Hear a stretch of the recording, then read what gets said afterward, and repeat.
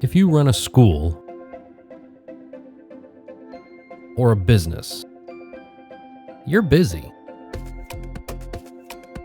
So busy that indoor air quality is probably the last thing you're thinking about right now, but it should be the first. Not just because it's cold and flu season, or because 1 in 4 people now have sensitivities to common indoor air pollutants, or because asthma is on the rise in both children and adults, but because for a limited time, there is funding available to get free air purifiers for school and work. And it's not the funding you think or the funding you've already used. There are new grant opportunities available now, and if you're too busy to figure it out, visit cleanaircounselors.com. That's cleanaircounselors.com.